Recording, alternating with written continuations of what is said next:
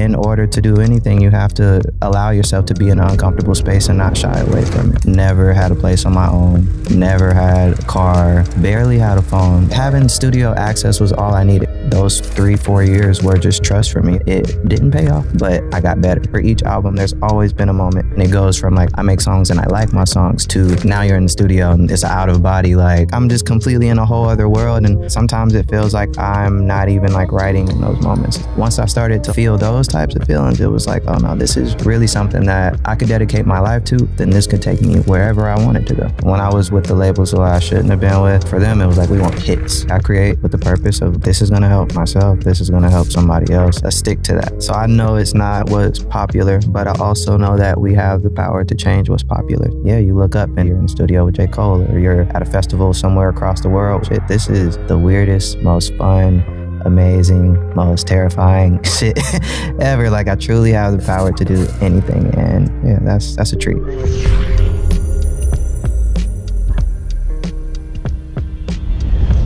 Hey everyone, welcome back to Know Thyself. I'm honored today to be sitting with an artist who's not only made waves in the music industry, but also I feel as a beacon of authenticity and advocate for personal growth and mental health.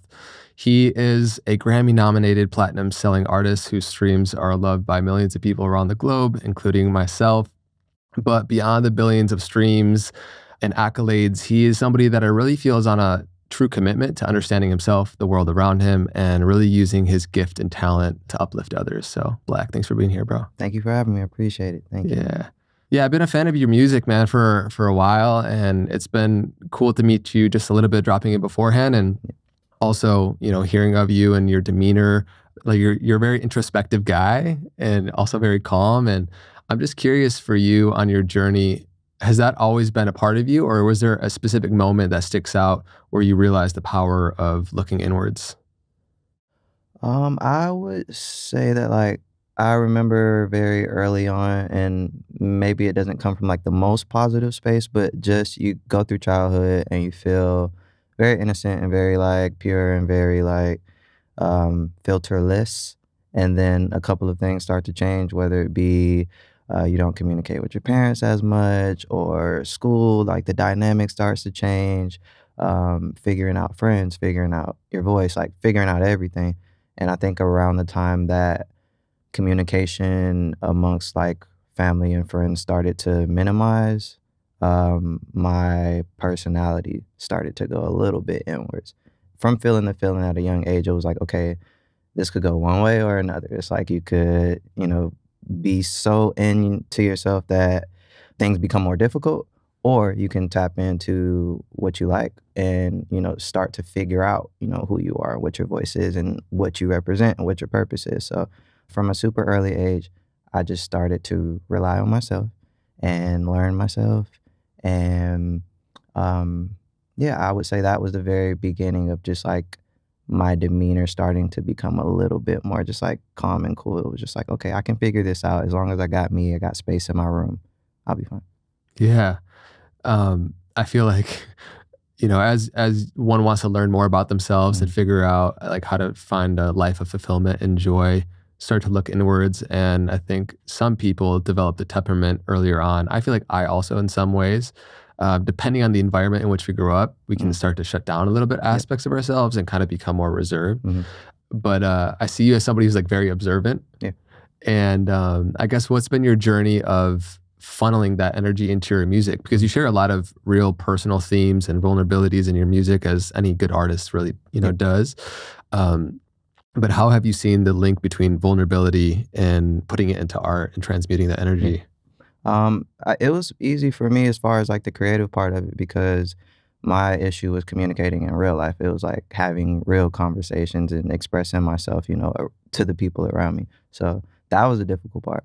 Once I figured out, oh, I can just write it down. Oh, I can just put it in a poem. Oh, I can just put it on a song. From there, it was like, okay, this is my vehicle to like teaching myself a little bit more when it comes to expression. Because for whatever reason, I was super, like you said, just reserved when it came to doing anything outside of my creativity. So once I got the idea to just like write things down and put it in song form and put it in poem form and get a reaction and a response from people, it was just like, oh, okay, like this is my thing, And if I put enough time and effort into this, then ultimately that'll help me grow overall.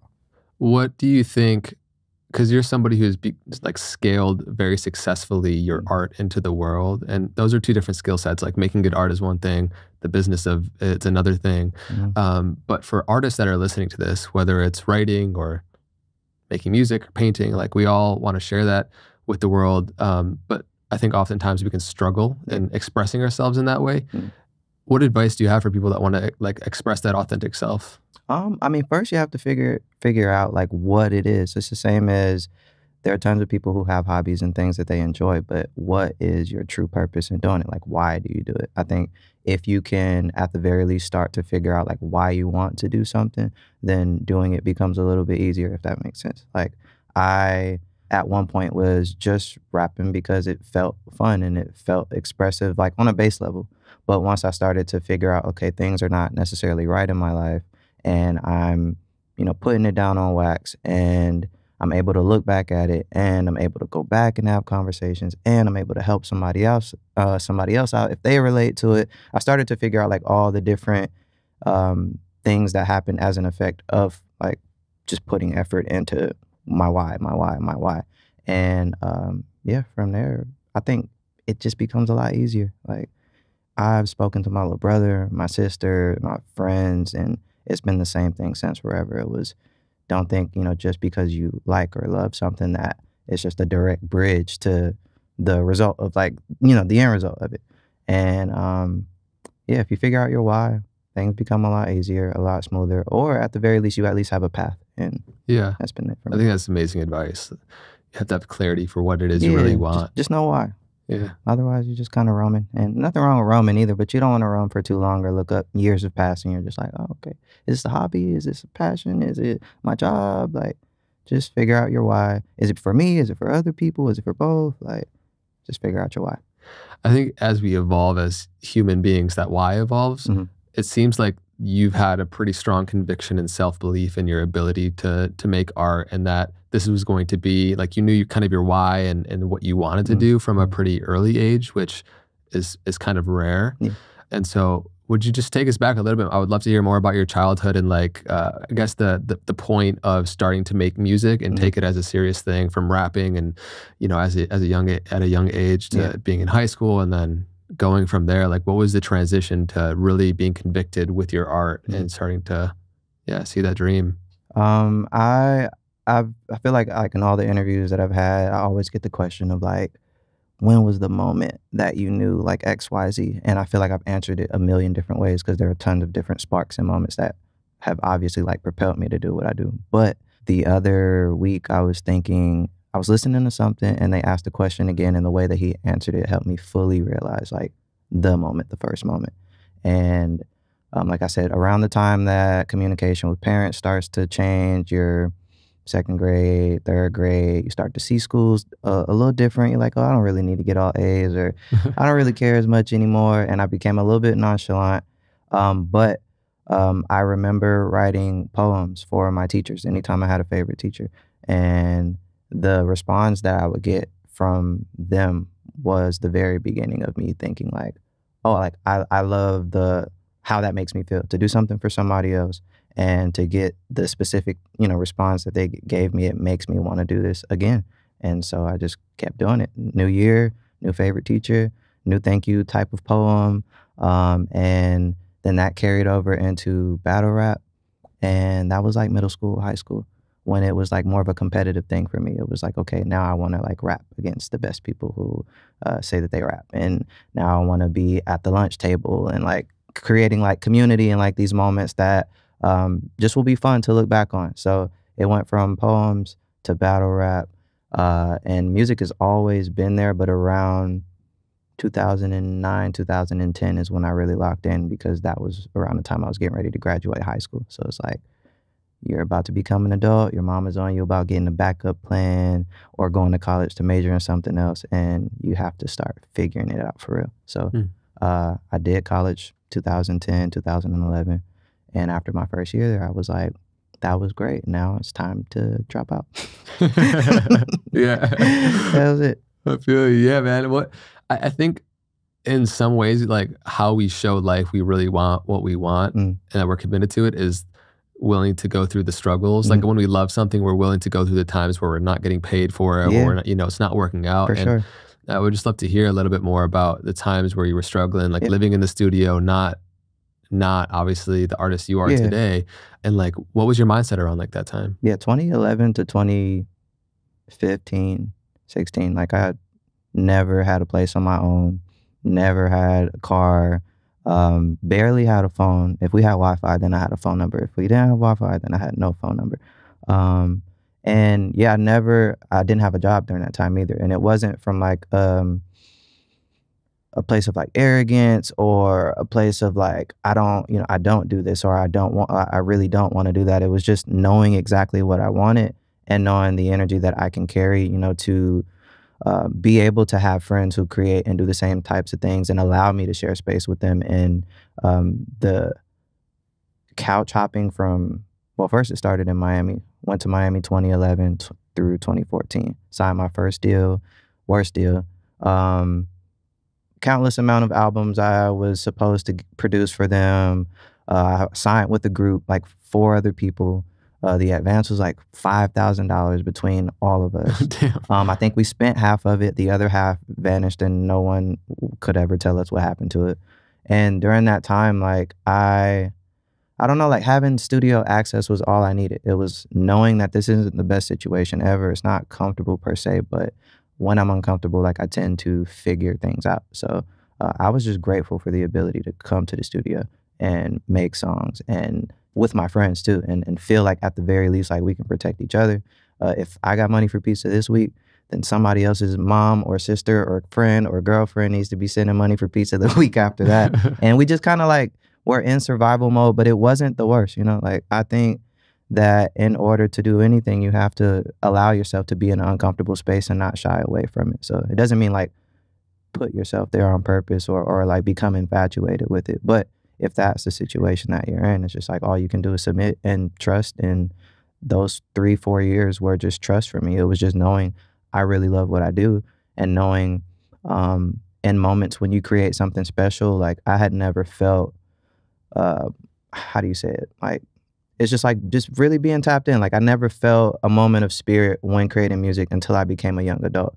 And it goes from like, oh, I make songs and I like my songs to now you're in the studio and it's an out of body, like I'm getting chills and like this is me, but I'm listening to it as if it's someone else and maybe nobody's in here and I'm like jumping up and down and stomping and like I'm just completely in a whole other world. And once I started to like feel those types of feelings, it was like, oh no, this is really something that I could dedicate my life to. And if I put in the hours, if I put in the time, if I really, really continue to learn myself, then this could take me wherever I want it to go. And it sounded like an idea, sounded like a dream, sounded like a far-fetched thing to everybody around me. Mom, of course, parents, family. But we were also in a very transitional period where like the internet was starting to like do things that it just never did before, from MySpace to Facebook to Instagram. Like I was a student in every aspect. So I'm watching social media grow. I'm learning what to do, what not to do. I'm figuring out ways to promote my music and not like do too much, but I just became a student and I just really, really like took it as serious as I could take it. And it didn't pay off in those 3 to 4 years as far as like results that you could take back home. But I got better. I got better at writing. I got better at singing. I got better at rapping. And yeah, once I got my first like bad taste of just being in the wrong rooms and being in the wrong space, that was enough for me to say, cool, I took these 4 years like very seriously and I utilized them, no complaints. But that's not okay. And this isn't the space I need to be in anymore because I've done what I need to do. So yeah. Love it. I want to talk about that shift as you started to like just grow up, become a young adult, learn Mm, more about yourself, tap into spirituality, find meditation. And I love this quote from, I think, Tony K. Bambara that mm, says, the artist's responsibility is to make the revolution irresistible. absolutely. And I would just love to hear, as you started to grow on your own journey, what you view your role as an artist is in contributing to like a more beautiful world being created. Yeah. I have always felt of service in some like one way or another, whether it be taking care of my little brother and sister whether it be taking care of like friends in the neighborhood, even if I couldn't monetarily do it, like however I can be a useful listener or anything, like that's always been something that I resonate with a lot. Um, so when it came to music, it was kind of a no-brainer for me. You know, at first you're figuring it out, and then after a while, I was like, well, your music is supposed to help people. Obviously, it's supposed to help yourself, but it's supposed to help people. And I like to think I'm like a bridge, like between growing up in Atlanta, where honestly yoga was not a thing and healthy eating was not a thing, and a lot of the things that I got exposed to later were just not even on the menu. It was processed foods and canned this Yeah. and microwave that, and I come from something that was very far from where I am right now. And my job is to like be right in the middle so that I can tell everybody who needs to know, and so that I can also like push them to a side that I'm really, really walking towards right now. So being a bridge is the most refreshing and the most fulfilling part of what I do. It's like I get to connect people who would have never known otherwise. I never knew. And now I'm in the place of like, oh, okay, I know better. If I know better, I can do better. And if I do better, then why not like share that with everybody? I love that. Yeah, I really do think in terms of like creating a more conscious Mhm. planet, we need people from all walks of life touching all places Yeah, on earth and yeah, being a bridge. mhm. And even just like a line in a song, which should not be overlooked, can be immensely impactful and just like planting a seed for Yeah, somebody it is. about the power of your mental health, about taking responsibility, about like all the themes that you talk Yep. about. So what was the shift from your first to second album as you started to infuse more of that? Because I know from Free Black Mhm. to your second album, there was a lot more of infusing those seeds and messages in. Yeah, I think like Free Black was the blueprint for like what I wanted to do. It was telling people that I'm not in the best like place right now, but I'm very hopeful, and I'm very aware that like my life is on a path to changing. So it felt very monochromatic. It felt very like moody.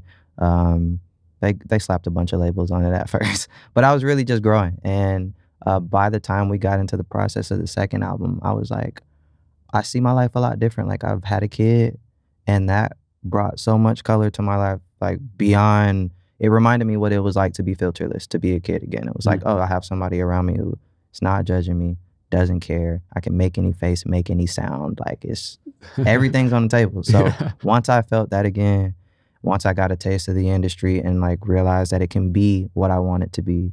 So from Free Black to East Atlanta Love Letter was really someone trying to figure it out to someone who had a lot better of an understanding of who they were. And it was like, I haven't figured it out yet, but my heart is open to love. My heart is open to being a better communicator. Any label that I slapped on myself at a young age, it's time to remove it. You know, I'm shy. I don't do this. I don't dance like that. I don't laugh that loud. It's like all these things that I kind of used to cope through my life were finally starting to shed, and I could put it in the music. It was going from black and white to color, but not super bright yet. It was just like evening, night colors. It was like we're Dusk. getting there. We're growing somewhere. We're growing.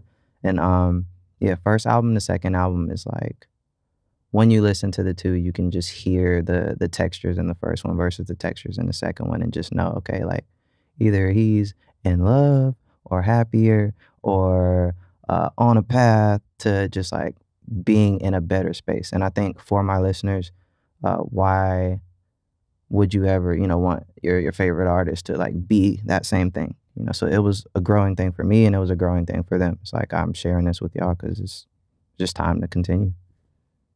Yeah, I think as artists, it's so important just to, as you're being real and authentic to your own process, you're giving people who are also going through those things Yeah. something to resonate with and Mhm. relate to, which is helping people with loneliness. Mhm.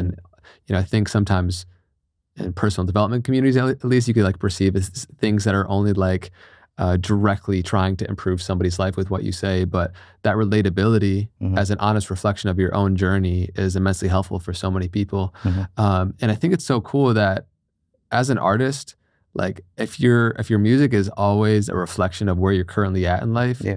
then after 30 years from now, 40, 50 years from now, looking back on your discography, Yeah. each album is an accurate representation of your Yeah. identity It's and a time evolution. capsule. That's Yeah. what, but if you're not authentic and you're just trying to create something that you think is going to do well, then you just have like regurgitated stuff, Yep, right? and you got a lot of regret. That was like I figured that out super early too. It was when I was with the labels who I shouldn't have been with. That was one thing that I kept advocating for. It Mm. was just, you guys want results and you guys see dollars and you guys like have like an idea of success, that is outdated to me. So I just had to stand on like I know who I am, I know who I want to be, I know what I want people to get from me, and I never want to look back at what I did and feel any type of like regret for just making a decision from a bad place. So for them, it was like we want hits, and for me, it was just like, well, then nobody's gonna care about me. They're just gonna care about the song that made them feel something for a moment, and then toss me to the side whenever they find a new favorite song. So creating like a story for people to follow and creating a base that's just solid was I guess back then it wasn't too much of a priority for them, but always a priority for me. It's just like find your people the same way you do in life and like work on community. So Mm. As your career started to take off, do you have like, I guess just looking back, mm, some of your favorite collaborations? Because obviously you've collaborated with so many incredible artists. yeah. Was there like a big one that was surreal for you at a moment? Off the top of my head, J. Cole is always like Yeah. it's not normal. Like you know, even what he does, like what we all do, it's not a normal thing to write rhymes and be able to pay your bills from writing rhymes and then meet other people who've been doing it for decades before you, who you obviously look up to. And next thing you know, you're sitting in the room and you're just like having a regular conversation. Like I've had to say it to him. I've said it to myself. I'm just like, none of this is normal. None of this. I'll never get over it. I'll never get used to it. It'll never be jaded. Like it's a very special experience that we get to do, that we get to have. Yeah. And for Pretty Little Fears, it was a song that I already had. I didn't go in like, yo, I need you to like hop on this song. Like it was more so just like we're meeting, we're speaking, I'm talking about fatherhood. I play some music with no intentions of like asking anything. And I think the second time we met, he heard the unfinished song and immediately was just like, send that to me. Like, you know, I want to write something to it. And I could have screamed in that moment. I could have jumped out of my seat, but I was just like, yeah, I got, you know, I'll send it to you Yeah, let later. my assistant send it over. Yeah, text me so I can remember. But nah, it was surreal. It's a beautiful thing because Cole is like one of my favorite artists and Same. also just like right in that lane of relatability and authenticity where it's just like there's no gimmick around it. This is somebody who is walking you through his growth, you know, his thought process, his career, his childhood, his all of his personal experiences are there for the whole entire world to see, consume, relate to, and feel. So to even align with somebody like that let me know that I was on the right path. Like I couldn't have drawn it up any Yeah. better. And yeah, I'm super thankful, you know, every single day to be able to say we did that. We shot a video together. We shared the stage together. Yeah, it's just amazing. It's Yeah. super amazing. I mean, I can only imagine how surreal it is to collaborate with, just like yourself, a Mhm. powerful lyricist, Yeah. but then getting to meet somebody who they are behind the artistry, you Yeah, know, yeah. and like as a person. And I don't obviously know J. Cole personally, but sounds like and it feels like he's a really down to earth dude. Yeah, And and that's always like beautiful, especially in this industry, because you can get the opposite for sure. right, They're they're both on the menu. yeah, that about to say that phrase is it's not a tired phrase when they say sometimes like it sucks to meet your idols or the people that you look up to or like or respect because you just never know, especially in the music industry Yeah. because there's just so much extra things to navigate around and through. Without naming names, have you experienced that? For sure. Yeah. There's been I mean, that's why I'm such a, like, homebody, like, for the Yeah. most part, like, I'm not on the scene, I'm not looking for the biggest party or where the most people are gonna be, like, I try and stay out the way because I know it's a very slippery slope, and I can cuss, right? Hey, Yeah. I don't need no shit. I don't want no shit, I don't want no smoke, I like to protect myself, the people I care about, and I plan on keeping it that way as long as I possibly can. So please keep that over there. Yeah. I love that. Mhm. No, it seems like you're really just about your business in your own lane. Yeah, And yeah. as you've grown as an artist, those collaborations coming in, like your albums Mhm. do well, and everything starts growing for you. How did you view your relationship with the responsibility your music has? Because we talked about the importance of how it can heal and support people. But yeah, I guess, do you feel a responsibility as an artist to wield, I guess, your wisdom, your artistry, your lyrics with proper understanding of how they affect people in the world? Yeah, I mean, I couldn't create anything without like being aware of like what I'm putting out. Like I know that I've been in a dark place before. I know that I've been depressed before. I know that I've felt without before. And the last thing that I would need in those moments is anything to like amplify that feeling. So I do think that there's plenty of that out there for me to choose the opposite. Like I know my responsibility. I know what I want, like as a fan, if I'm listening to my favorite artist, like regardless of what they're going through, at the end of it, the takeaway needs to be good for me to truly enjoy it.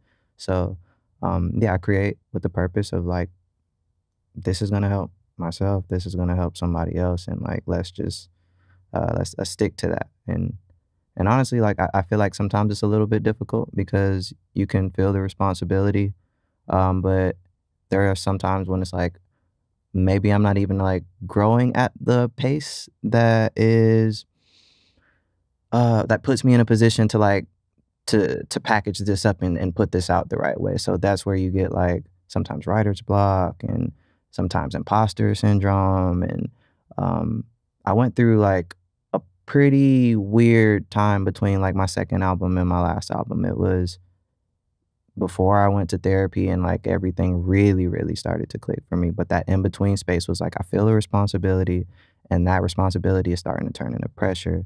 And now I have to figure out like what to truly prioritize. Is it like making a product, or is it just taking care of yourself?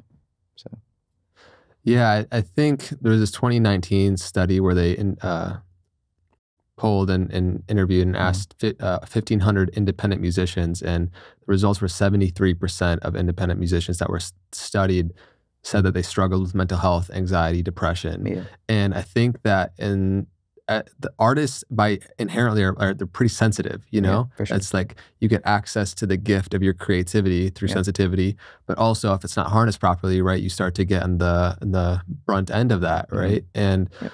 um, obviously, as you started to from that second to third album, which came out last year, Hmm. there was an immense amount of growth and that reflected into your music from therapy and meditation, yoga, all these things that you briefly mentioned. I'm just curious, what do you think is the link between sensitivity as an artist and mental health and where that goes wrong for a lot of creatives? Hmm.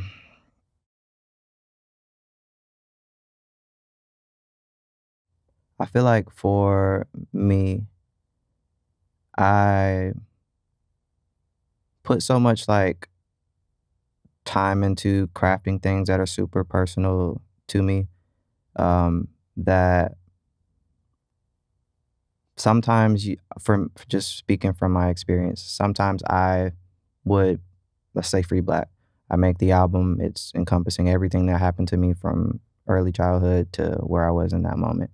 I had went on the road and toured it and performed it and cried it, and by the end of it, still felt like I was in it.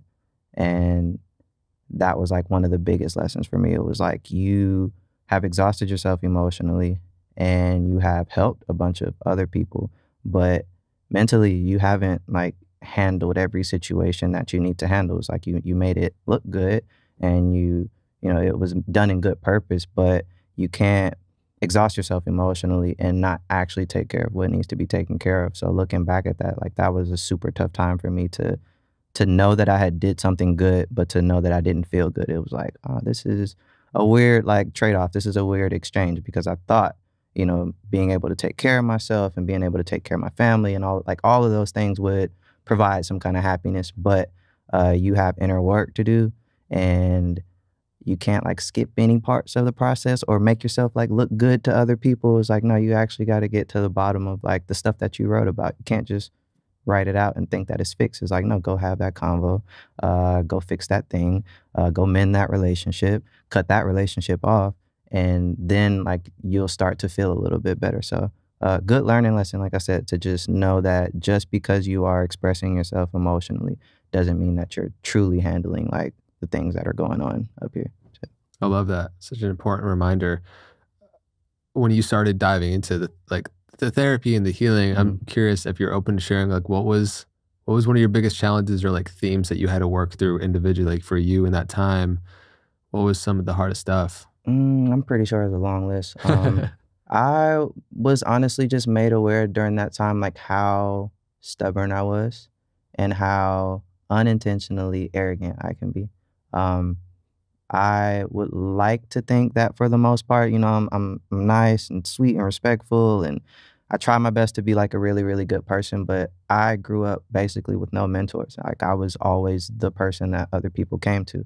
So without like knowing it fully, like sometimes if there's somebody really, really close to me, say like girlfriend, who has something that they observe and that they see and that they're aware of, and they try and like bring it to my attention, it's almost like, what? Like that can't be the case. Like I'm over here handling this and doing this and caring about this and exerting this, and it's just like almost just turned off from the idea that like I could be doing something wrong. It was just like well, I didn't mean it that way. So just because I didn't mean it that way, it just kind of cancels it out. And I was just made aware of how arrogant I can be, and it took having my therapist for me to like say things out loud and to get a second opinion, and for them to be like, okay, well, of course that wouldn't make somebody else feel good. Or of course you might have seemed like inconsiderate in that moment. Or it was just like little moments like those where I was just like, okay, I got some work to do.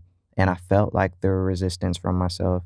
And I started to watch like my reactions, and I started to feel like it's not really me. Like even if I feel strongly about something, the way that I'm like responding to these things is just it's not my best self.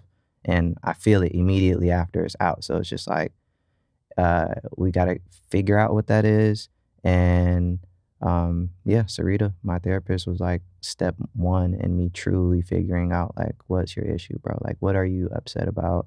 What have you not let go of? What have you not cried about? Like, is it something with your mom? And is it something with your dad? Is it something with your brother? Is it something with your sister? Is it something with that relationship from high school? Like, what haven't you got over? And let's go in chronological order and talk about each thing until we like get to the bottom of it. And yeah, Sarita was a big help in helping me take off my cool and take off my filter and get back to like really being myself. That's powerful. I resonate, and I think earlier on in my path too, I had like the being cool or Mm, like non-attached as mm, kind of like a behavioral compensation. yeah, And, you know, I think it can be tough sometimes because there is like a natural there's a real nature to who we are. yeah, And then, these other kind of things that aren't really us, but can look like us. And we can think that they're us, that like that mask, that yeah. persona, that identity becomes who we are. And then we suffer off of that. I'm curious because you write so much about love and romantic relationships. Mm, How did that also come up in your relationship? Because they're such big mirrors. yeah. Did that like avoidance, Mm. kind of attachment style, or like, did things eventually come up? I'm sure. Yeah, I mean, it's been the same with me forever. Like I can put it on a song, and it's as weird as like I'm putting it on a song and I'm playing it and I'm kind of looking, in the corner of my eye, like, did you hear that part, or did you hear how I felt about that situation that we didn't talk about? But yeah, I tried to use it as a way to communicate, but I just realized over time that that wasn't the most efficient way to do things. And if you have somebody who's truly telling you like, I'm here, you can talk to me about anything, I won't judge you, I'm here to listen, I'm here to like grow with you, after a while you have to believe it. Like especially if you like don't abide by that and things still work out, is like, okay, I really need to get my shit together, because I'm not trying to go back to 2016 and have another free black moment. It's like I don't have to sabotage myself if I have people around me that truly care about me. Like I created this community for a reason. It's like, don't fuck it up now. You Yeah. know? Man, I just think of the nature of identity within, especially for individuals that are able to make their passions their career, Mhm. like an artist. In some ways, it's incredibly liberating because it becomes the vessel for your own self-actualization. But I'm curious, has it ever been limiting for you in wanting to discover what are your passions outside of being a musician, and Yeah. discovering who you are outside of this person in this lane who does this thing? Yeah. That was also that little window from second album to most recent album. It was remembering like I'm not just music. Like that's just not all of who I am. Like visual art was my first thing before I ever was able to write a poem. I was drawing and sketching, Mm. and I kind of abandoned that and picked music. It was like, pick one, and I picked music. But now I'm just at the point where I'm just like, what else do you care about? Like road trips, love them. Drawing, still love it. One day you want to be a teacher of some sort. So it's just like, what do you want to be practicing or studying in the meantime? Like, is it music or is it like some other form of teaching? Like, I have been taking as much time as I can to just like go back into knowing myself and to get back into like reading more because that's another thing for me that I'm like, my attention span when it comes to reading sometimes is not as great as I want it to be. But yeah, I've just been like back in a space of learning who I am and what I want to do outside of music. I would love one day to have like my own garden and to be able to like grow everything that I want to have. And I know that the same amount of practice that I put into making an album is the same amount of practice that I have to put into that. So slowly but surely, I've been figuring it out. And slowly but surely, I have been like ticking boxes. So my next box is going to be go get your hands dirty and put something in the ground and like let that be one less thing that you buy from the supermarket. Yeah. Yeah. I love that. I love that. I mean, yeah, we're just such multidimensional human beings. Mhm. And like I said, it's an amazing gift that you've found your thing and you're known for that thing. It's part of building a brand is you have to clarify who you are and who you're not, you Mhm. know?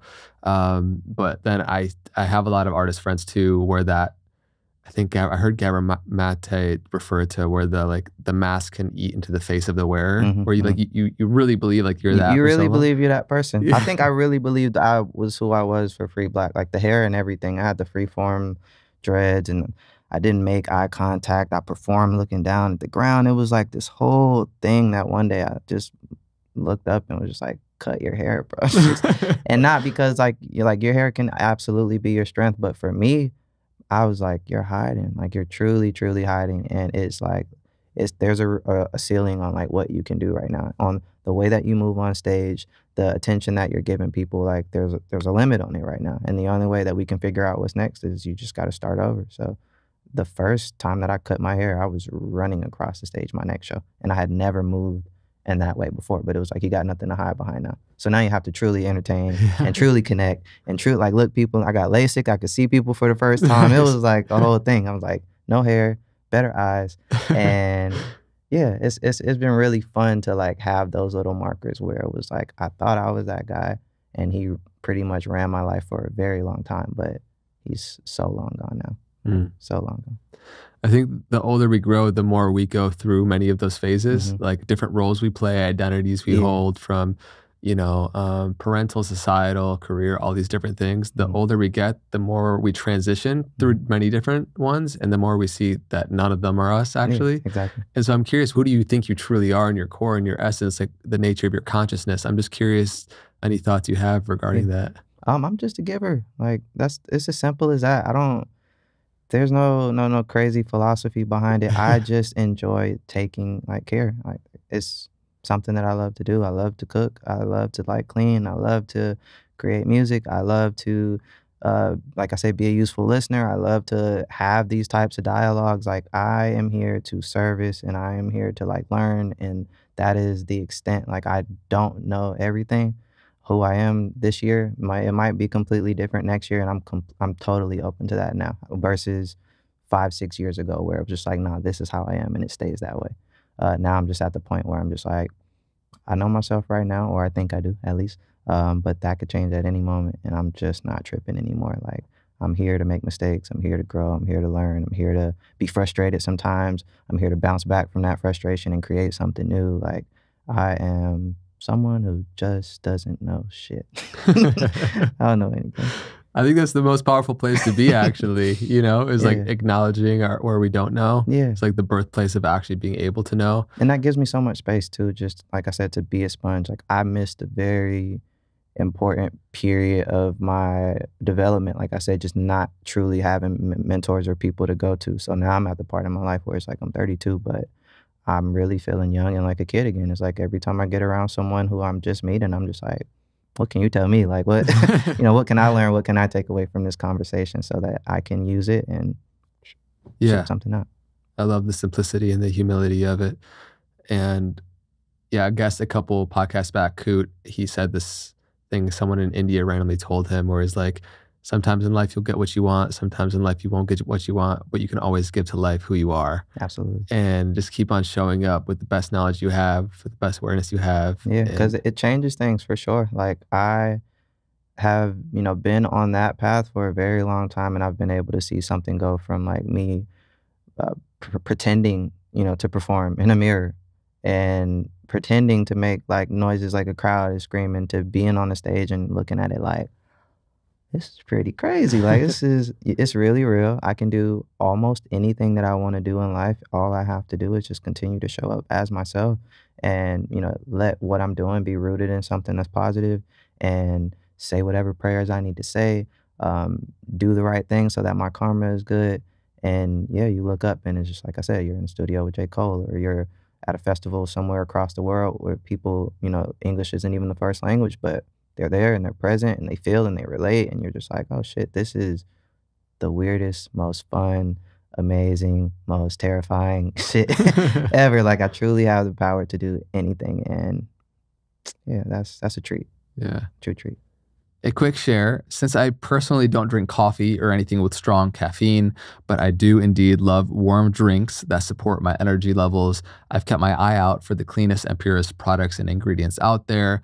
Ceremonial grade cacao works as a mood lifter, focus booster, and mental clarity enhancer all rolled into one, while functional mushrooms work to aid brain health and mood regulation by producing feel-good neurotransmitters. And one product that I've stumbled upon recently that has all of that and more is this blend called Nandaka from PiqueLife. And it's incredible. Ndaka is the best coffee alternative. It is crafted with the finest and purest ingredients sourced from all around the world. Switching from coffee to Ndaka can help your body experience calm, sustained energy, focused and elevated mood, and an activated metabolism. It tastes delicious like a creamy, indulgent, spiced hot chocolate and includes premium ingredients to maximize benefits and bioavailability. They come in easy to carry sachets and dissolves in hot water. It's super easy to bring with you while traveling, and I do so. Get up to 20% off plus a free beaker and rechargeable frother. Go to PiqueLife.com/knowthyself to redeem this offer.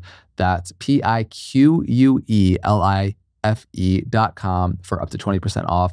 Back to the show. I love all these themes you're covering, man. And it just seems like as we grow as a human, our values change. And one of the things you mentioned was like the power of becoming a father. Mm. And so when your daughter was born, I'm just curious, seeing that reflection and stepping into fatherhood and being a girl dad, how did that shift things in you in terms of your values and that? It just made my honesty meter like really have to like we gotta raise the bar a little bit. So when you have a little thing that's looking at you for advice, for reassurance, for to honestly sometimes just to copy you, like whatever the case may be, like having something around that's just all eyes on you at all times. It's like, okay, cool. The responsibility is super high right now.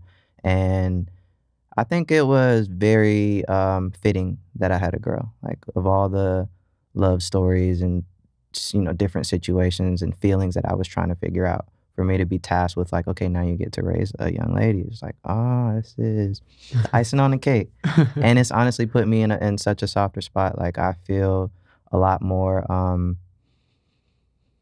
just equipped to one, just deal with all of my relationships in my life and have every conversation that I need to have, and two, like be a really, really fun, great parent. Like I had great parents in their own respect, but I get to take what I got from them and figure out like how to do even more. So having a girl it's just like reset me, you know, more than anything. Like anytime I'm with her, don't have to worry about shit, don't have to stress about anything.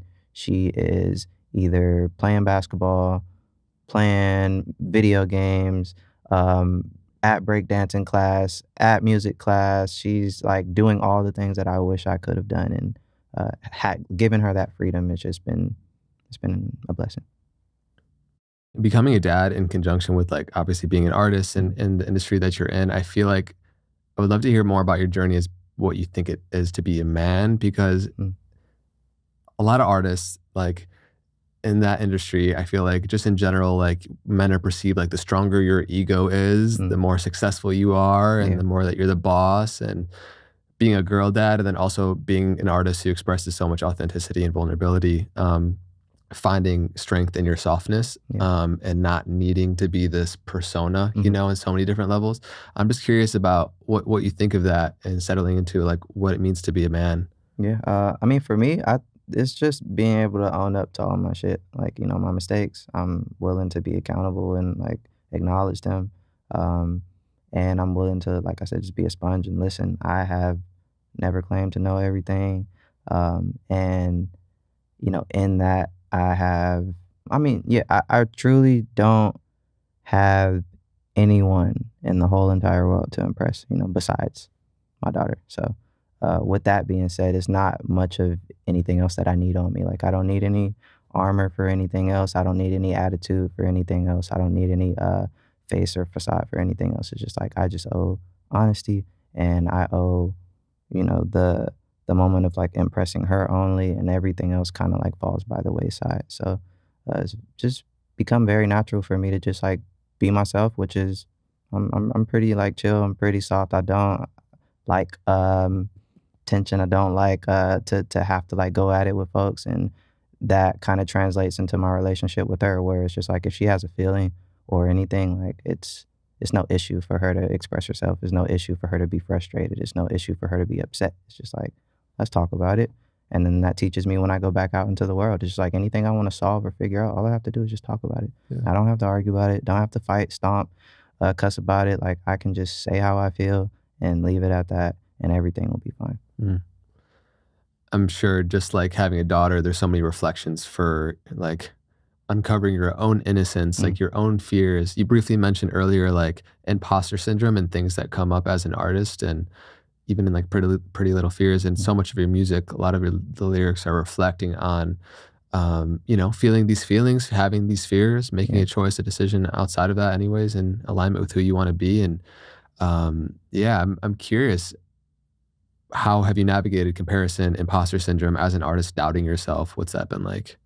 Um, those moments really just remind me to like go back inwards and, you know, take as much time as I need for myself. Like there was a time where I was at the studio every single day and it felt, you know, really productive. And then that turned almost like abusive to myself. It was just like, all right, you've been here every day for who knows how long, and your second project is coming up, and people are expecting something. They're expecting progression. They're expecting, I don't know, new features. They're expecting things to look, you know, more polished. And, you know, those expectations paired with social media in general, and just like the weight of so many different comments and opinions coming through, uh, paired with everything else that is, you know, just like being in the music industry, I got to a place where things just started to slow down for me, and I couldn't hear myself think, and I couldn't feel myself like even able to like put out a verse or a song of something that I like. So I recorded until it just stopped working, like the button didn't work anymore. And then from there it was like, all right, well, now it's 3 a.m. and your head's down on the desk, and the song is not your favorite song at all. And um, now I'm just looking at it like, am I where I'm supposed to be? Is this like the end of like whatever this journey is? Have I lost it? Like, what's, you know, so many different questions were flying through my head at the time. And um, it was just really good to remember, you know, with the help of my friends and with the help of the people that I care about, that like, hey, you look like you're okay, and it's great that you're doing this thing, but you're just not okay, and I can see you. And it took me a minute to like really, really admit it. And once I started to get into that space of just like acknowledging that, and like I said, talking to my therapist, from there it was just like, okay, cool. I'm not in some place that I shouldn't be in. I'm not unable to like create things. Like I just need to talk a lot more, and I just need to like get these feelings out of my body. And um, yeah, once I started to do that type of work, then the songs just started to roll out again. It's kind of like the reward. It's like you don't get that reward. You don't get to like truly use your powers unless you do your work. So do the fucking work. You know, stay practicing as much as you can practice, even when it doesn't feel good or it doesn't feel comfortable. Like, just commit to it. You've done it before. You saw what it can do. So don't get distracted by like the things that you've been able to do, to the point where you're just not doing the work anymore. And I think that was like my biggest issue. Was like I felt like an imposter for a second because I just stopped doing the work. It's like I did as much as I needed to get to a certain place, and then I just did my like worked on my music craft, and it was just like, No, you got a lot more just like emotional, mental, spiritual things that you need to like uncover before you can like graduate to whatever the next level is. So for a minute, you know, that wall of just feeling like I wasn't graduating was kind of throwing me for a second. It was just confusing to do something like so effortlessly, and then one day it's like the button broke, and it's just like, what the fuck is going on? And yeah, so practice and just submitting to the process was something that got me right back on track. I want to unpack that committing to the process a little bit more Mhm, because I think what really separates creatives mhm, that are able to find success, which you can define in any which way, yep, you know, for you. But if you want to make a career out of it and be able to sustain yourself through your art, mhm, I feel like the difference between creatives that make it there and don't is that devotion to the whatever it takes mentality yeah, and like working through all those feelings of self-doubt and you know just I've seen with my artist friends who like maybe take a break of not having made music for a little bit, mhm, they're doing their own thing and then they come back and like, do I still got it, you know, like all these things that and so looking back on those times where you've had those emotions, I guess what wisdom, any other thoughts you have when those stuff when that stuff comes up now of yeah, imposter syndrome and all yeah. these things. I would say honestly, just do everything else besides whatever it is that you're like tripping about. So for me, it was, am I taking care of my body? You know, let's start there. Like, what are you eating? What time are you waking up? What routines do you have? Is it going to be yoga today? Is it going to be kickboxing? Like, put something on your schedule. Wake up every single day with some kind of purpose to do something healthy for your body. Food, workout, stretching, meditation, whatever it is. Do something for your body every single day. And once I started to get a routine back going with that, it was like, oh, duh, how could I forget that? Like, I do better when I feel better. It's just such a simple concept. But um, yeah, if you focus on every single thing else, then whatever you're worried about starts to figure itself out. So it started with making sure my body was good. And then once I like had those check-ins, then it was, all right, now when it comes to writing, like don't put the pressure on it being like a song all the time. Like, what are your thoughts today? How do you feel today? What are you grateful for? What are your goals? Where do you want to be in the next however many years? Like, get back to writing just in general, like being in a creative writing class. Like, give yourself a prompt. Do something that isn't just like, I need to make a song because I need to turn in this album. Like, leave that over there. Come back to it later. So taking care of my body for sure. Giving myself writing exercises for sure. Um, and just being in student mode overall just helped me like get rid of whatever that stress was during that time. So if I needed to find a master class, a documentary, um, somebody else's album, a music video, it was just like get back into being a fan because you've been in the field for so long that it seems like you forgot what it's Mm. like to like find something new that has nothing to do with you and to just appreciate it and feel excited about that. So those are like a couple of things for sure. And I'm still in fan mode right now. Like the last 3 years, I feel like my curiosity, just as far as other people, has like gone back up, which was really what got me going in the first place. Like I remember doing my own thing and then discovering some of my favorite artists. Like I remember Frank Ocean in the beginning. I remember The Weeknd in the beginning and Janae Aiko and um, James Fauntleroy. And it was like all of these things that just excited me so much that I ran to work on my things. It was like, "Ooh, that gives me such a good feeling. I wanna give that feeling to somebody else." Mm. So, being back in fan mode the last few years has been, like, the upside to, like, everything that I've been doing creatively. Like, I've just been going to concerts and, what was it? Day before yesterday? I went to a Clairo concert, and I didn't hit anybody on the management side. I didn't wanna bother anybody. I bought me a ticket on Ticketmaster. I put a scarf over my head, shades on my face, hat down low. I stood in the GA line outside, scanned my ticket to get in, and I just enjoyed the show by myself, took myself there, and just enjoyed myself in the crowd and watched the show from beginning to end. And like moments like those just remind me of how I felt in the very beginning. It was like, don't you ever like lose that feeling or let that feeling get away from you because it's nothing more pure than just like being in a space that's safe and everybody's like feeling the same thing and the music is beautiful and it's about someone else but you can relate to it and yeah, like I need that, you know, in order to feel inspired. And I think I forgot it for a bit, but I'm back at the place where it's just like, nah, I need to be out here and I need to be outside, but not in that type of way. Like I want to go outside and like do something that just makes me feel good. Mm. As you started to like discover the things that inspire you, the art and Mhm. musicians. And then you started, with your recent album. How do you navigate when your previous stuff has been so successful? Mhm. It's like in order for you to perceive your new thing to be successful, it has to be like a number one. It's got Yeah, to be yeah. so successful to reach the same level your other stuff has. Mhm. And I've talked with my artist friends around this too, and it's such an interesting thing. Some people get crippled by, um, and just navigating past performance, comparing it with Yeah, stuff you're going to make. yeah. How have you kind of eased some energy into that? I've honestly just learned to let all of that shit go. Like, Nice. yeah, like at first, my first album, it didn't chart at the top of Billboard or nothing like that. It maybe sold like 10,000 copies first week.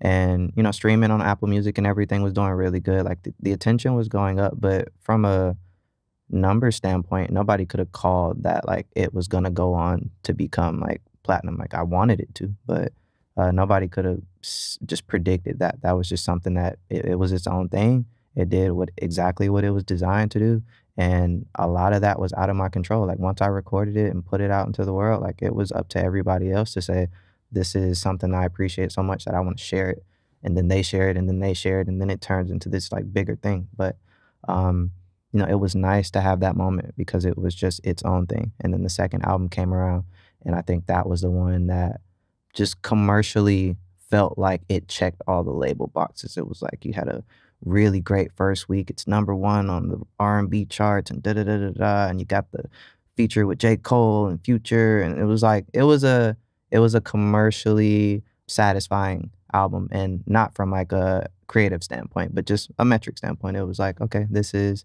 everybody's happy right now. Everybody who works on my shit right now is feeling like, oh yeah, we did. Yeah. We did exactly what we were supposed to do. And then this one, the most recent one, was the one where I knew going into it, I'm like, I'm not making songs for radio. I'm not making songs for playlists necessarily. I'm not trying to service any specific like entity right now. I just have a journal entry that I want to put out. Like these are the things that I've been going through from the pandemic until now. These are the feelings that I'm wrestling with. This is the love that I'm trying to figure out. And I don't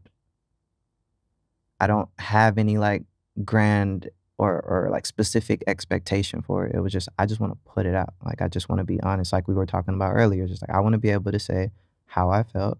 I stayed true to it, and I gave people something that just like captured me in that moment.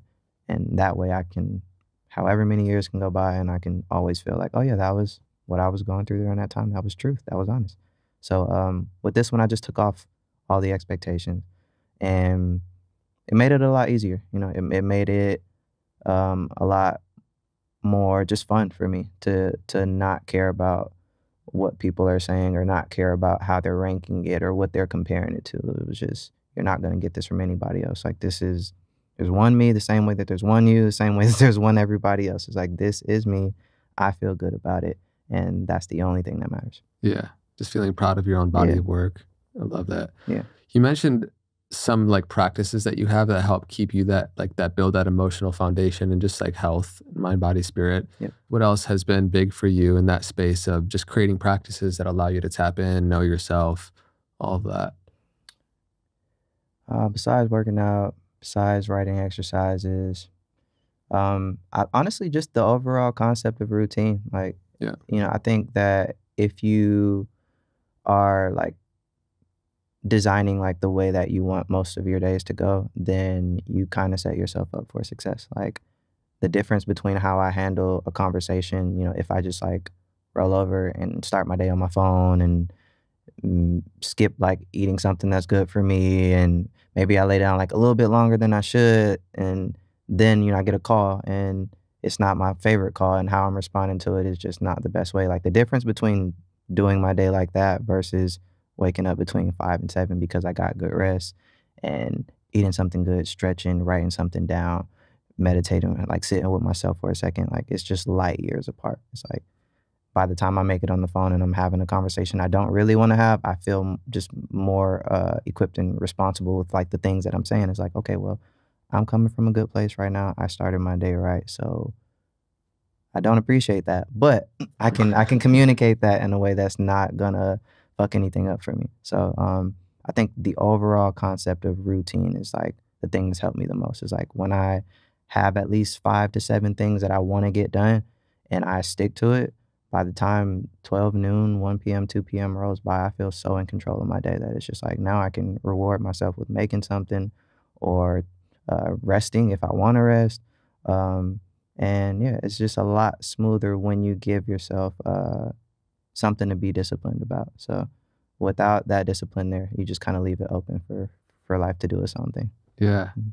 I saw you had a conversation with Sadhguru, Yeah, and I'm just curious, like how meditation has played a role in your life yeah, and your journey, meeting him, just yeah. anything around there. Honestly, like I've always sat with my thoughts, so being able to do it in an organized way was like the key for me to really like getting my life in order. It's like, Did you go to the ashram in Tennessee, or did you just do? Okay, nah, got nah, it.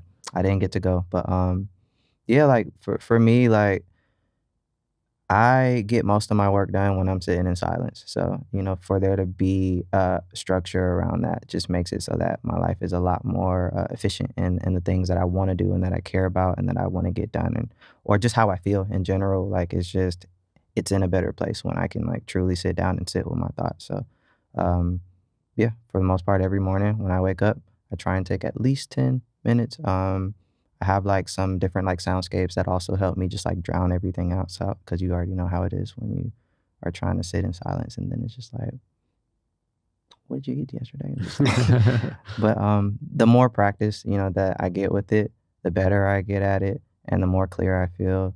And yeah. Yeah, I was just writing something about the power of silence the other day. I'd love to just hear your thoughts about the power of silence because silence is the backdrop in which Mm, all sound exists. yeah, And if you're going to make a melody or put notes to a song, silence is what enables that, it's the yeah. backdrop. And just like how there's silence behind music Mm, and the navigation of that silence is what changes a song, right.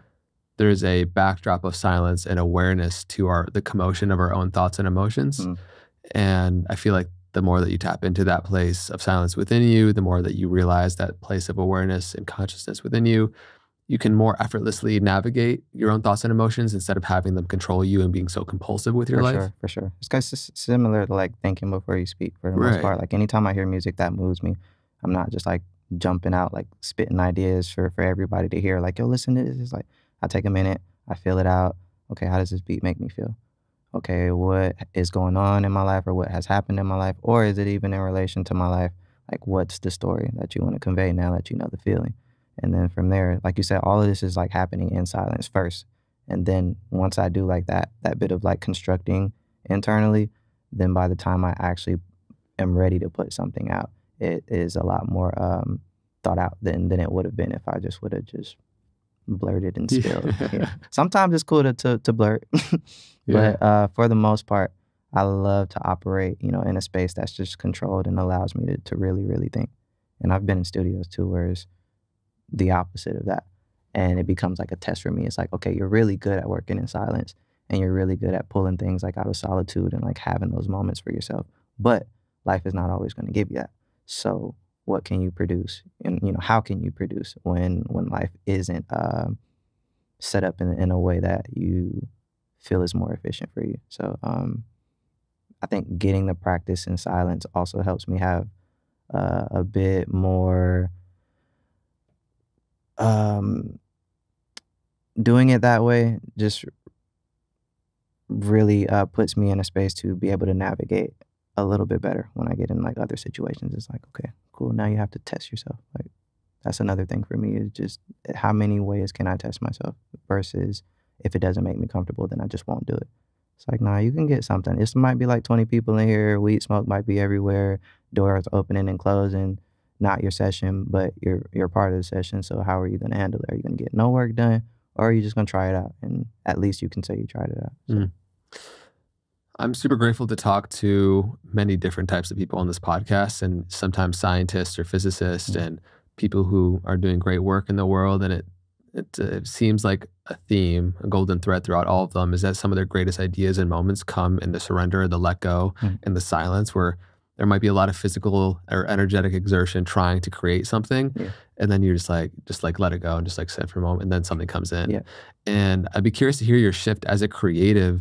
There can be this perspective shift from thinking that things come from you to things come through you. And the more you're receptive as an artist in anything you're doing in life, the more you can navigate that field of information where everything already exists. Absolutely. And then you can find the thing that wants to come through you and that you resonate with. So how does that resonate with you? And then also, are there specific moments where you felt that like viscerally, where something like came through you? Yeah, for sure.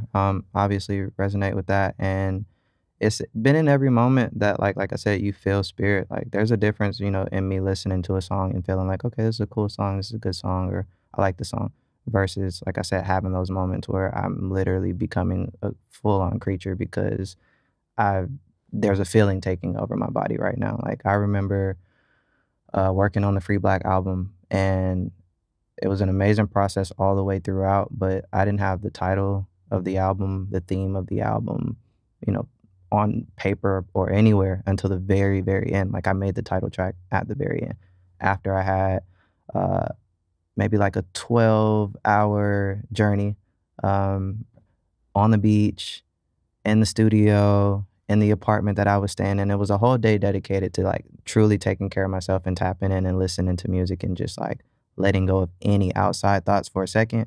And then after I had the moment of silence, it was like, okay, now let's bring all the thoughts together and let's just go through things like in an order. Like, what happened at 4 years old? How do you feel about that? Okay, cool. What's happening right now? How do you feel about that? Like, it was a day just dedicated to talking to myself, really. Like, having some silence, talking to myself. And after that 12-hour experience, I got back to the studio, and I remember there was a beat that I had heard a bunch of times before, but I never heard a song for it. And then for whatever reason, that day I pressed play on it, and my body was just like, I hear the melody, I feel the words, and I couldn't have like rehearsed this or thought it up. It's just like something that's taken over me right now. And I remember like writing or like recording the first couple of lines, and immediately I was just smiling from ear to ear. I was just like, I'm about to make another one of those songs. It was like, I'm about to do something like really, really special. And those were cool moments for me in the studio, because it's like you said, like I feel something coming through me right now. I'm like, nobody come in here. Like, let me just like have a little bit of privacy for a minute. And yeah, I made the song called Free, and it was the title track of the first album. And I remember inviting everybody back in the studio, just like, I don't know, I was just on such a high, bro. Like my body was satisfied, my mind was satisfied. What I had gone through like previously, like everything felt like it led up to this moment of just saying it out loud on the song. Like now I'm feeling freer than I ever been, and just feeling that one line enough to know like, wow, this is truly an example of like letting go, and you know, letting God work, and you know, not having anything or anyone like distract you in the moment. Just let it out. Like however it feels natural to you, let it out. Made that song and played it for everybody, and immediately we were all just like, free black, free black, free black, free black. And it just started like they just started saying it like a mantra, and everybody was like, yeah, I think that's the album title. That's it. And yeah, it's been moments like those for each album. There's always been a moment. And ironically for me, it's always been the title track. It's always been like naming the album, because I don't normally pick them beforehand. It's like I create and I figure it out as I go. And it was the same for East Atlanta Love Letter. Album was pretty much almost done. And Jakob, a producer that I'm really, really close with, I heard some piano keys and heard the music that he worked on. And immediately it was like, everybody out. Like, here we go again. Like, just get out before I lose it, get out before I lose it. And again, just, sometimes it feels like I'm not even like writing in those moments. It's like, I don't know how it's coming through me right now. But it is, you know, and those are just moments of like really being aligned and really being like I said, having those routines for myself and respecting myself in a way to where like now I get to see the reward of it. Like I'm taking care of myself, and now God has a reward for me. It's like, okay, cool. It happened with Free, happened with East Atlanta Love Letter, and happened with Since I Have a Lover. It was like, these are moments where it's like, here's the audio reward of, you know, like all the work that you've been doing. Like you didn't have to think too hard about this song. Like you heard some music, it inspired you, and now it's just flowing through you. Yes, it really feels like those gifts or rewards come by committing through the messiness of the creative process, For which it sure. is. For sure, for sure, for sure. And Yeah. it's cool to, like, to learn from, like, all the messiness and to really break out of, like, I feel like there was a time period where it almost was like a fetish to be in a bad space. It's like a Mhm. bad space. It was like Yeah. you kinda get, not obsessed, but you just kind of It's like yeah, it's romanticized. like you romanticize, like, the struggle and, like, the heartache and turmoil, and then after a while, it's like, "Does it really have to still be this way?" Like, it's like 5, 6 years later, it's like, "Do you really wanna still be singing the same song?" So, it's cool to learn from the mess, you know, and to be able to look back and say, like, "There was a time where I wasn't learning from the mess, and now I'm growing up, and it feels really good to, like, to just, like, honor myself the, like, the right way, and to know that my life is forever changing, and the only person who can ever stop that is me." Mm. What do you think are some of the, like, the realest or rawest lyrics you wrote on track? Hmm, um, hmm, one of my favorite verses is a verse on a Kalani song, RPG, and I think that was a moment where I wasn't in the best space, and I don't think that, like, everything that I was dealing with, whether it was fatherhood, relationship, like my romantic relationship, relationship with the mother of my child, like relationship with my family. Like I was just in such a space where I just didn't have answers for anybody and I really didn't know like how to communicate that without sounding bad, you know, like without sounding like it was coming from a bad space. So that song was like a moment that gave me another one of those like vehicle opportunities to like know how I felt, like even to myself, because I sometimes I just really don't know. And I think that verse is like one of the most honest verses for me. I'm trying to remember how it started. Mm. I don't want to make you think that I'm saying things because you prompted me. I'm working with a lag, a fucked up past. I want you to be proud of me. It feels like day one you were fond of me, same way I felt for you. Then I fell for you, fell in life. It's embarrassing to tell the truth. But now it's to the point where my love is up for debate and maybe it's too late to shake. I think love is shown, you think love is spoken, and we both coming from the same place. For every song that I write, it's a note to self, note to God, note to you. Don't count me out besides this and my daughter. I only got love for you. I've been suppressed. I ain't the best. Roll up the problems, smoke all the stress. We got way too much shit on the line. You can't see emotions, got you blind. Past life regression, lifetime lessons, carrying a message, real life angels, battling depression. And that song was like, Mm. writing that verse was like, I'm like working out all these uncomfortable feelings right now. And it's like, it just felt so good to get it out and to know like, you're not a bad person. Your situations like don't dictate like who you are. You just have to figure out how to express it. That's it. Yeah, man. Creating is therapy. It is, man. It is, man. What emotions are brought up for you and thinking about that? I mean, I just think about like where I was and I think about how tough it felt, you know, to have answers and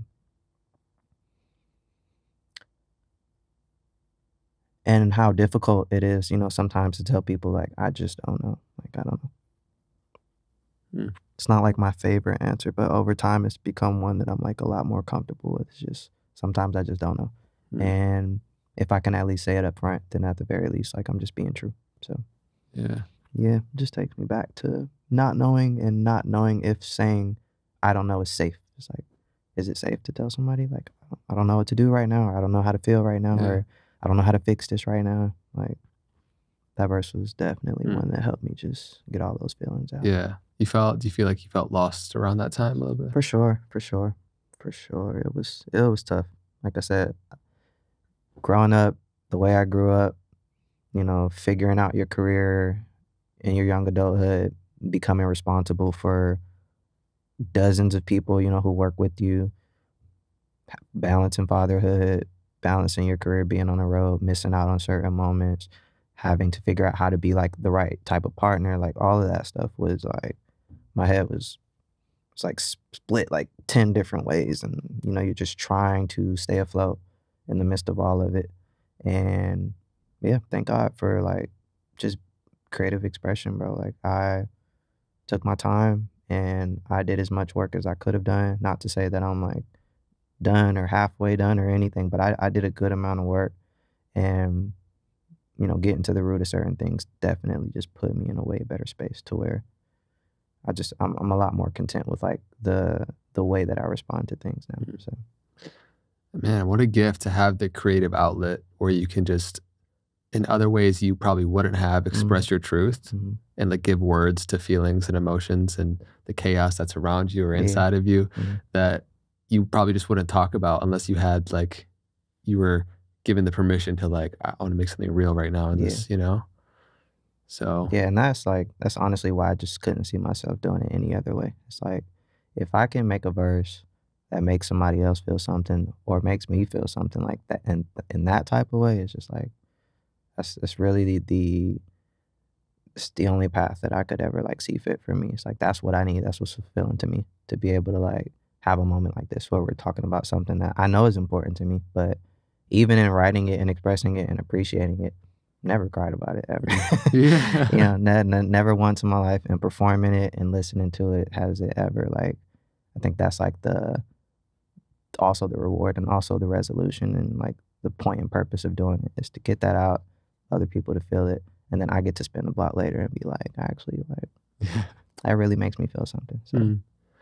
Have you felt the same creative inspiration and being ignited as you've grown as a person, if you get more context for like becoming just healthy in your mind and body, like you said, it can be romanticized to only talk about being in the mud, hmm you know? yeah, for And sure. like, yeah, do you feel like you've given yourself permission to just speak more to the light Yeah, as you've been growing, obviously with your last album? Yeah. for sure. I think like we all know that it's not typically like the cool thing Right. to talk about being in a better space or to The talk about. think about the biggest movies or biggest songs, they're like about heartbreak, you know? Always, Yeah. always. So I know it's not what's popular, but I also know that we have the power to change what's popular. So, um, it's the same as what we were talking about earlier in reference to just like healthier eating and things like you just would never know unless somebody put it in front of you. So for me, it's just like my job is to put it in front of people. Like I don't have any other task in this music thing for me besides like now where I'm at, making things that feel honest and like represent growth, pushing those like on the table, and whoever takes it is whoever takes it. So, uh, since I have a lover, like that album for me was being able to say like it feels good to feel good, and this isn't like an album of like having all my shit together. It's just an album of knowing like I know better now. Like, and if I know better, like life is just starting to like blossom in a lot of different ways. So yeah, knowing better is fun, feeling better is fun, and giving people an opportunity to, like, express a different emotion is, like, it's super cool because they don't need any, like, more of the other shit, like, there's plenty of that. If I ever need to express myself in that way again, I know how to, like, if I ever find myself in a tough place, it's there, like, the ability to create from that space is there, but it's on the back burner now, like, I don't need to lean into that, for any reason other than if it's actually happening. Yeah. It really feels like there's just an infinite amount of paths of self-realization Mm, and actualization, and it can, for many, periods be deep silence and meditation. And then I love having Stephen Pressfield on the podcast talking about how we really discover so much of who we are in our work in the world yeah, and how what we're going to create. And yeah, yeah, I feel like we just learn so much of ourselves in the sharing for sure, of our creativity. for sure, yeah. It's and like for me and for the people that I know and for men, honestly, I feel like we are a bit behind when it comes to like the category of sharing. Like community is a lot more visible when it comes to just the women in my life. I can see the community and feel the community so clearly. But for guys, it's like I don't want to talk about that, or I don't want to look, weak or weird Yeah. or unable or incapable. It's like all these other things kind of block you from just sharing. And um, the more I share, the better I feel, whether it be music or whether it just be like having real conversations with other people that I care about, like I have been able to um, change my life, just by allowing space for, myself to share with other people, but for them to share with me. Like, what am I not doing right? What could I say better? How could I like make you feel better in the situation? What are you going through? What am I going through? Like that. just the activity of sharing in general has been one that's just like, okay, let me commit to that as well, because um, yeah, just leaning into it has tons of benefits, and the results they've been pretty nice. Do you have guys or brothers in your life where you feel like you guys go there in terms of like Yeah, those conversations? not enough, you Not know, enough, yeah. not I feel like we're all like on the path to figuring it out. It's a little bit late for us, but you know, we got plenty of life left. So, you know, I think like at the very least knowing like we need to talk more, we need to meet more, we need to share more, which checking in on each other, like those things have become more important in the last 5 years. You Yeah. know, where it's just like it wasn't even a combo before. Yeah. Anything that was serious was a joke. It was just like, oh, that's what happened to you today? Well, you should have never da da da da da. And it turned into like a joke, but deep down it's like, maybe we should spend some time on that. Right. You know, maybe this isn't like a laughing, you know, group chat type of situation. Like maybe I need to just pull up on you and just actually see how you've been doing. Yeah. So I think that's become more important in the last few years.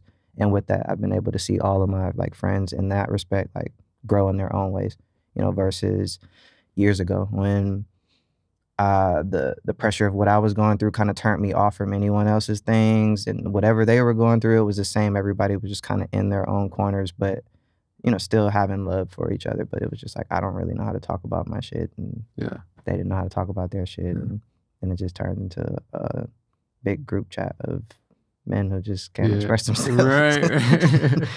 or just like deflecting and joking about Right. everything, which you know, it has its benefits when it actually is Totally the time for it. But yeah, it's man, community is so important. And I have a men's group, and it's been so impactful, I think, to watch men being specifically in the presence of other men, expressing their vulnerabilities, just being real, and being just a space of non-judgment, you know, because like you said, it's so easy to just make fun of and let light up stuff that would actually probably be helpful to talk through. For sure. And not just have it be that, but also play, have fun, joke around, all of it, you know, it can be too serious sometimes. Just any type of community, like I feel like it's just all super, super necessary for us. Like we should be learning from our friends that are women, and like just taking bits of what they do and putting it into our everyday life, because they do it for a reason. Like it literally works. Like they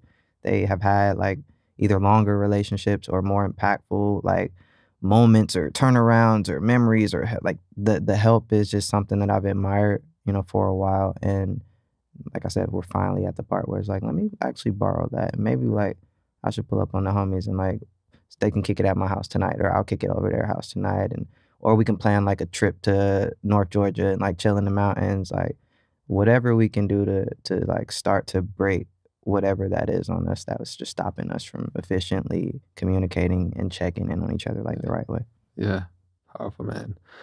I love that. I just want to ask you about, because I'm sure there's been so many defining moments throughout your life.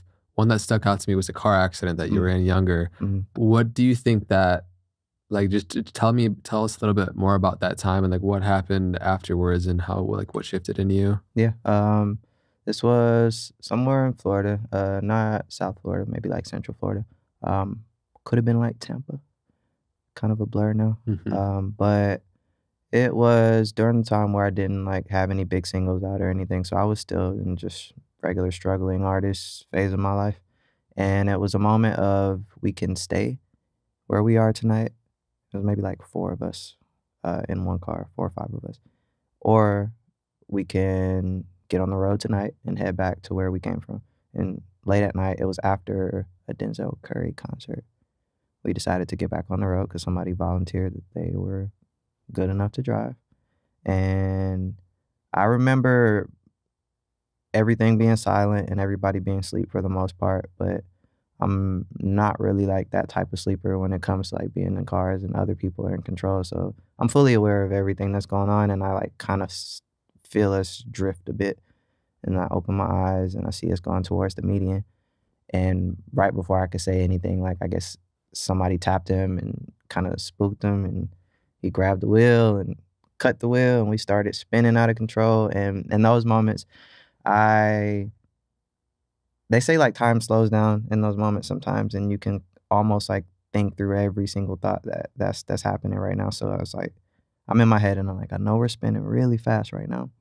Let me like hold on to this. Also, if we're spinning this fast right now, that means we're about to flip for sure. So let me like brace myself for that. We start flipping. I'm like, okay, cool. Now I'm at the part where it's just like all I gotta do, all I gotta do is like hold on, and when this is over, like you'll be good. Everything will be fine. Just stay calm. And we spun, Yeah. whatever. We spun, we flipped. Um, and I also remember just thinking like, I don't want to sound like completely in control of my life, but I for sure was like, this is not how you die, bro. This like you got too much to do, too much life ahead. Haven't, even gotten to the point where you could honestly feel like, is this it? It was like, no, this is absolutely not it. I just have to like trust that. And car landed upside down in a ditch. Um, I didn't have my seatbelt on, but miraculously I was a-okay. Like not hardly a scratch, hardly a bruise, anything. Crawled out the car and sat in the grass, and over for maybe like the next 10 minutes, it was just, thank you, God, thank you, God, thank you, God, thank you, God, thank you, God. Everybody's like doing their own thing. Somebody's like crying in the background, somebody's screaming, what the fuck, what? I'm just like sitting in the grass, just like, thank you, God, thank you, God. But in that moment, like those are very, very key moments that remind you to just like really, really like take care of your shit while you're here. It could be any moment that like something happens, and next thing you know, you're wondering like, is this it? So that moment for me was like another moment of you get back home and whatever it is you need to do to like really, really enjoy your life and really, really like get the most out of it. Like this is the time for you to remember that and take it serious, because it could have been different. It could have been any other type of situation. Somebody could have got seriously hurt. We could have lost a friend that day, but yeah, miraculously scratch free and more inspired than ever to just like be present and to go on and like do something with that feeling. It re-energized me. Yeah. It made me feel um ready to create, ready to travel, ready to um shit, breathe fucking oxygen again. Like I was just happy to be alive. Yeah. Yeah. Man, it feels like death really is the strongest bringer of Mm, life. And when we face death, we're like forced with presence. It could be the death of a relationship, the potential death of ourselves or a loved for one. sure. You just realize the power of being alive and how much we often have taken it for granted. Hmm. Yeah. No, I never appreciated breathing so much after that. Yeah. Like, fuck. Uh, Yeah. yeah, super happy to be here. And there's been like a couple of moments like that where like growing up on the east side in Atlanta, there were a couple moments where you don't think you're gonna make it home, or you end up in a situation where it's like, I could definitely die right here. And, each time it's pushed me closer and closer towards my purpose. It was like, okay, maybe I shouldn't be in this neighborhood, like hanging out in this type of way, or maybe I need to stop smoking, or maybe these aren't the right friends for me, or it was just like pushing me every time something happens. Like, you are in control of your situation and you are curating your life right now. So it's just like, for the pieces that you are in control of, like just do better or else. Yeah. Do better or else. Well, I'm glad you're here too, man, and the world's better for it. I've loved this conversation. There's been so many unique avenues, and you're just such a deep guy and an incredible man, artist, father, Thank you, all brother. of it. So, Thank you, bro. yeah, dude, do you have any other last thoughts or things you'd like to share with our audience or anything before we Hmm. start to wrap up? I would just say, like, while you are here on this earth and you get to have the experiences that we get to have, like, honor yourself as much as you can. Respect yourself as much as you can. Have grace for yourself as much as you can. Have gratitude for the things that you have as much as you can. Even if you feel like you don't have that much, like it could always be worse. It could always be something else. It could always be nothing at all. So, um, yeah, just honor yourself while you're here and have as much fun as you can and be true to who you are, and like things will just start to open up for you. Like I am forever grateful, to be able to do something to where I can change and impact like millions of people with the upload of a song or project. Like that is a superpower. And I've been able to see the real time effect of it. And it just helps me remember my responsibility and my place and my purpose while I'm here. And if you can figure out what yours is, I think it just ends up connecting like a web, and then things just get better for everybody. So know yourself, respect yourself, love yourself, trust yourself. And yeah, better you is a better me is a better us. Mm. I love that, bro. Such a powerful reminder. This one quote, I'm forgetting from who it is, but says something along the lines of, "We don't need more people um, to try to change the world, Mm, but find what makes you come most alive, yeah. and in doing so, you will change the world." Yep. A whole bunch of individuals who are like just in their thing and in their flow and like taking care of themselves and feeling good. It's infectious. It just turns into a group of us that are all doing the same thing. And then relation is a lot easier and communicating is a lot easier and figuring out, hard things are a lot easier. It's just like take care of you and somebody will see that and be like, "Oh, let me do the same thing." Like that's how it was for me. Like seeing other people who really, like I say, honored themselves inspired me to like, what can I be doing to really, really love on myself, like, as much as I possibly can.